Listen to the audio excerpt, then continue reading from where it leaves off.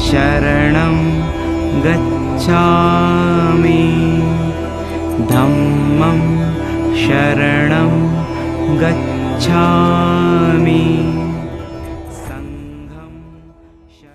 जैसे कि आज इस अवसर पर यहाँ बौद्ध धर्म के तौर पर ये व्याख्यान हम करने जा रहे हैं, तो इस अवसर पर यहाँ विशेषकर इस प्रवचन सभा के जो अनुयायी हैं, भारत आर्य भूमि के, ये भारतवर्ष जो है वो भगवान बुद्ध के एक तरीके से जन्मदाता है।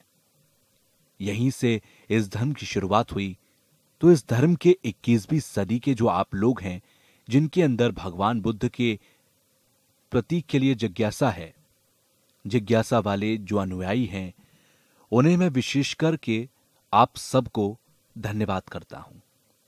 जो चीन से आए हुए अनुयायी आते हैं यहां पर, तो विशेषकर मैं उन्हें ये कहता हूं कि चीन में तिब्बत से पहले बौद्ध धर्म का प्रचार स्थापित भी हुआ और हम उनका आदर और सम्मान भी करते हैं।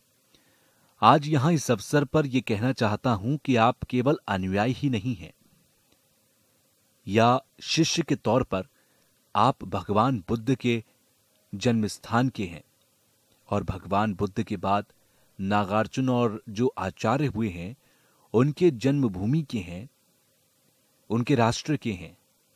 आप उस राष्ट्र के नागरिक हैं। इसीलिए तिब्बत देश के हिमालय क्षेत्र में जो बौद्ध धर्म है वो नालंदा परंपरा का है। इसलिए नालंदा परंपरा का जो बुद्ध धर्म है उसे अध्ययन कर साधना के तौर पर डाला जाता है। इसीलिए सबसे पहले उसे सुन करके, समझ करके, उसका अभ्यास करके, वो परंपरा जहां से शुरू हुई थी, उस देश के आर्य भूमि के आप लोगों को मैं आमतौर पर जिस तरह से गुरुजी के नाम से संबोधित भी करता हूं, तो आज आप सभी गुरुजनों का मैं आदर करता हूं। जिस तरह से मैं अपने धर्म मित्रों के साथ में बात करता हूं, विशेषकर हमारे धर्म मित्र सारनाथ से, बनारस से उपाध्याय जी, कृष्णनाथ जी, त्रिपाठी जी, करीब 4 लोगों को प्रार्थना करने पर मैंने गृह समाज के सभी जो अभिषेक दिए थे, और वो अभिषेक जो हैं वो विशेष प्रकार की जो रंगीन मिट्टियां होती हैं, मंदाल बनाए जाते हैं, बनकर के अभिषेक दिए जाते हैं। तो वो लोग भी रोए उस वक्त, और जो हमारे अनुवादक उस वक्त थे, सारनाथ के कुलपति जो हैं, वो भी रोए और मैं भी रोया, क्योंकि उस समय एक विशेष प्रकार का हमें आभास हुआ। क्योंकि हमने हजारों वर्षों से भारतवर्ष के लिए तो बौद्ध धर्म है, उसे हम तिब्बतियों ने बहुत संभाल कर रखा, और जो हमने आज तक अभ्यास करते हुए इतने हजार साल तक, उस वक्त जो भारत के विद्वानों को सौंपने का अवसर मिला, वो हमारे लिए अद्भुत वक्त था। उस समय एक विशेष प्रकार का आभास हुआ। तो आज उसी तरह से था। आज भारत आर्य भूमि देश के जो नए बौद्ध धर्म के प्रति जो उचित रुचि रखने वाले लोग आप लोग हैं, और जो परंपरागत बौद्ध हैं, हिमालय क्षेत्र से लोगों के अनुरोध करने पर, प्रार्थना करने पर बुद्ध धर्म के व्याख्यान को करने जा रहे हैं हम। तो ये भगवान बुद्ध के धर्म आज तक हम तिब्बतियों ने हजारों सालों तक कोई कमी न रखते हुए संभाला है। तो हमें इसी राष्ट्र को सौंपने का अवसर आज मिला है, यहाँ के नागरिकों को सौंपने का अवसर मिला है, क्योंकि यह आपके ही अपने बुजुर्गों का धन है, धर्म धन है। ये एक तरीके से आपका खानदानी धर्म है, आपके पिता का धर्म है। साथ में आपको मैं ये भी बता दूं कि भगवान बुद्ध के बुद्ध ज्ञान की प्राप्ति के बाद जो धर्म के प्रवचन हुए वो त्रिपिटक के नाम से जाने जाते हैं। सबसे पहला जो ऐतिहासिक तौर पर बौद्ध धर्म की शुरुआत हुई वो पाली परंपरा से है, जो भगवान बुद्ध के 3 महत्वपूर्ण प्रवचन हैं, कि उसमें सबसे पहला आर्य सत्य है और इसके बाद प्रज्ञापारण्य वेदा है। ये दो जो हैं कि संस्कृति की परंपरा से हैं। इसे आप बौद्धिस्तरयान कहें या फिर महाज्ञान कहें, इस नाम से भी आप संबोधित कर सकते हैं। कुल मिलाकर ये बौद्ध स्तर ज्ञान के नाम से जाना जा सकता है। तो ये सब जो है, ये केवल मनुष्य को ही नहीं, मनुष्य रूपी जो लोग हैं उनको ही नहीं, बल्कि विशेष प्रकार के लोगों के समक्ष ही रखा गया है। मिसाल के तौर पर जैसे अब आनंदा आदि द्वारा जब प्रश्न किए जाते हैं, मित्रनाथ से या अवलोकित आदि से किए जाते हैं, उससे ये साफ होता है कि विशेष प्रकार से या कुछ लोगों के समक्ष ही रखा गया है। लेकिन हमारी बुनियादी परंपरा यानी कि पाली परंपरा के तौर पर सबसे पहले मंगल सूत्र भगवान बुद्ध की परंपरा के तौर पर किए जाते हैं। यहां जैसे कि सबसे पहले धन्यवाद, और जहां इससे पहले पाली परंपरा से वंदना, हिमालय क्षेत्र से आए हुए लोगों के साथ गोटिवासा में वंदना करने के बाद प्रज्ञा पारण मिथ्या सूत्र के मंत्र के साथ ये मंगलाचारण हुआ। आज यहां जैसा कि सबको ज्ञात है कि भारतवर्ष की भूमि पर अलग अलग क्षेत्रों से आप भगवान बुद्ध के धर्म के प्रति जिज्ञासा रखने वाले, आस्था रखने वाले लोग आए हैं। खास तौर पर आपने जो तैयारियां व्यवस्थाएं की हैं और यहां आयोजन आप जो करने वाले हैं, आप सभी लोगों को धन्यवाद, हार्दिक धन्यवाद देता हूं। बुद्ध धर्म की व्याख्या करने से पहले मैं परिचय के तौर पर आपको यह बता दूं कि इस भारतवर्ष के जो बौद्ध धर्म हैं, केवल बौद्ध धर्म ही नहीं बल्कि उससे पहले 2 या 3 हजार वर्ष से भारतवर्ष में मनुष्य की जो प्रज्ञा है या अक्ल है या दिमाग है, एक सही तरीके से उपयोग करते हुए, खास तौर पर जैसे धर्म और सिद्धांत के तौर पर बहुत सारे धर्म हैं, बहुत सारे सिद्धांतवादी हैं, अलग अलग तरह के सिद्धांतवादी, अलग अलग तरह के संप्रदाय हैं, परंपराएं हैं। ये बहुत सारे धर्म हैं, सिद्धांतवादी हैं, परंपराएं हैं, सब भारतवर्ष का एक प्यारा धन है। भारतवर्ष के तमाम प्यारे धन में भगवान बुद्ध का धर्म एक है। प्रोफेसर श्री भट्ट जी विशेष गुजारिश करने पर यहां आए हुए हैं। बहुत अच्छी बात है कि आपके द्वारा भगवान बुद्ध के धर्म की व्याख्या होगी। तिब्बत जो है वो एक बौद्ध धर्म का देश रहा। हमारे जितने भी ग्रंथ रहे, उन्हें अगर हम सिर्फ धर्म की दृष्टि से नहीं बल्कि अध्ययन की दृष्टि से देखें तो अच्छा होगा। बौद्ध धर्म के जितने भी धर्म ग्रंथ हैं वो विद्वानों के द्वारा रचे गए, लिखे गए।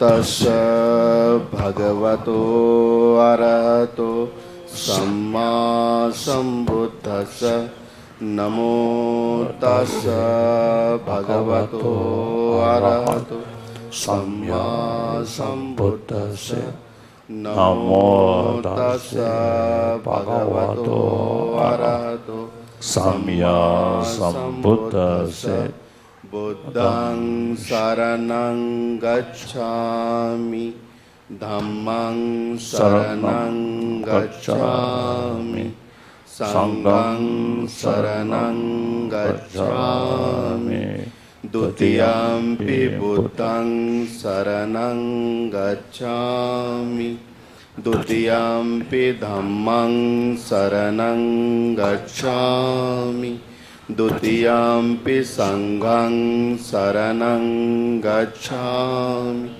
तृतीयंपि बुद्धं शरणं गच्छामि तृतीयंपि धम्मं शरणं गच्छामि तृतीयंपि संघं शरणं गच्छामि इतिपिसो भगवा अरहं सम्मा सम्बुद्धो विद्याचरण संपन्नो सुगतो लोकविदु अनुत्तरो पुरुषधम्मसारथि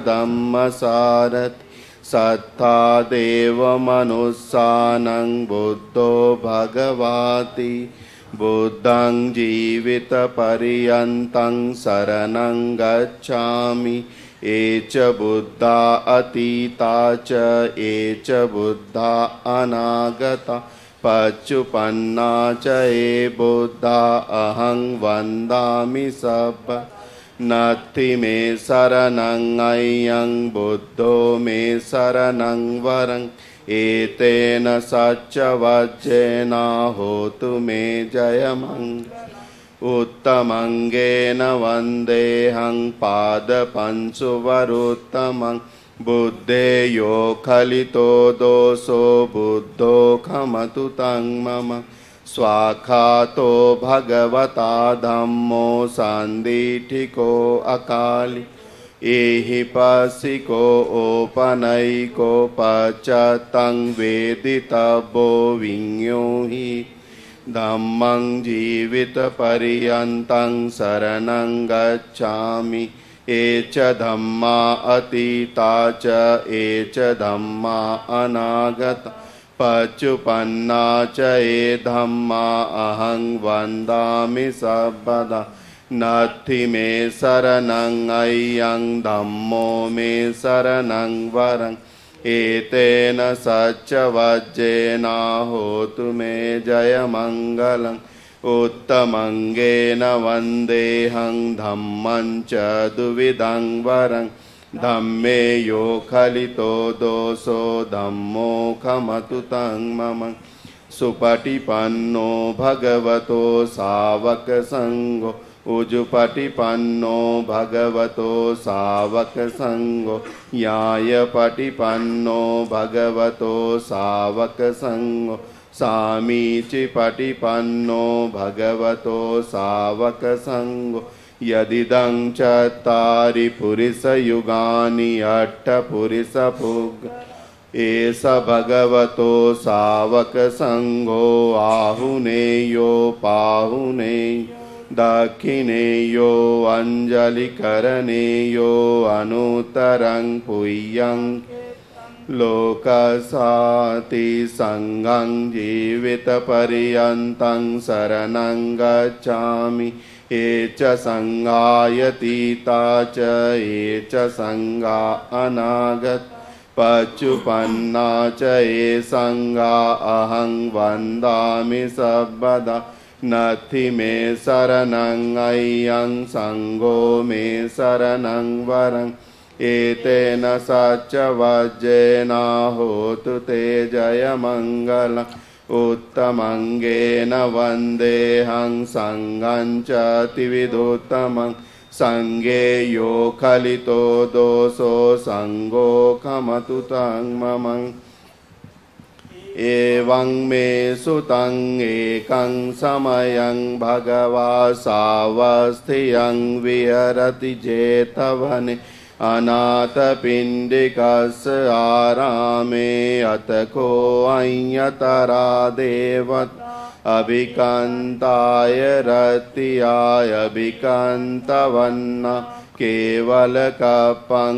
जेतवनं ओभासेत्वा येन भगवा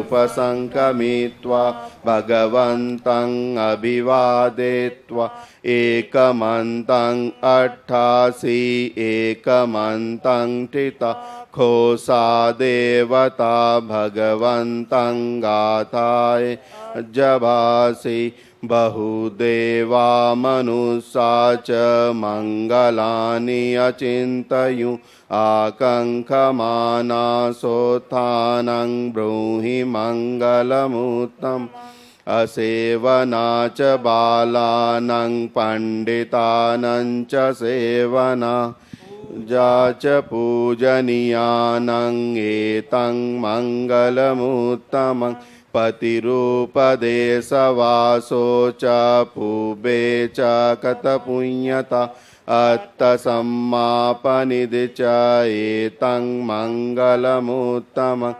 बाहुसच्चञ्च पञ्च विनयो च शिक्षितो सुभाषिता च या वाचा एतं मङ्गलमुत्तमम् माता पितु उपट्ठानं पुत्रदारस्य सङ्गहो अनाकुला च कम्मन्ता एतं मङ्गलमुत्तमम् नञ्च धम्मचर्या च यातकानं च सङ्गहो अनवज्जानि कम्मानि एतं मङ्गलमुत्तमम् आरति विरति पापा मज्जपाना च संयमो अपमादो च धम्मेषु एतं मङ्गलमुत्तमं गारवो च निवातो च सन्तुष्टि च कतयुता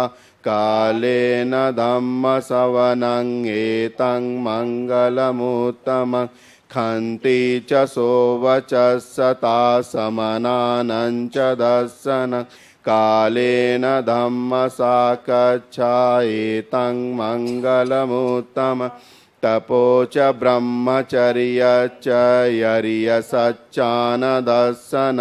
निब्बानसच्च क्रिया च एतं मङ्गलमुत्तमं पुट्ठस्य लोकधम्मे हि चित्तं यस्य न कम्पति अशोकं विरजं खेमं एतं मङ्गलमुत्तमम् एतादृशानि कृत्वान् सब्बद्धमपराजिता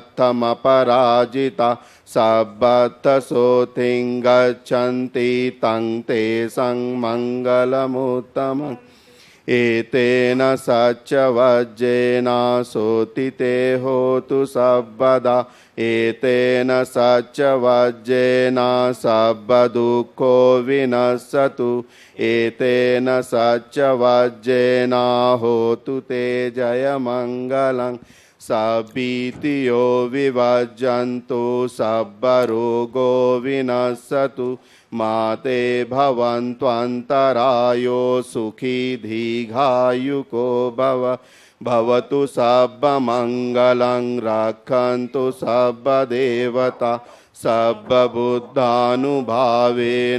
सदा सोत्री भवन्तु ते भवतु सर्वमङ्गलं रक्षन्तु सर्वदेवता सर्वधम्मानुभावेन